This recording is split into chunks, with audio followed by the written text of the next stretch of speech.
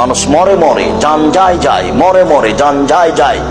তারপর সে সূরা ইয়াসিন পড়লে আর ইবাদত কবুল হবে না। দেখি কোন মায়ের একটা কথা উল্টে দিতে পারে, কিয়ামত পর্যন্ত সময় থাকলো।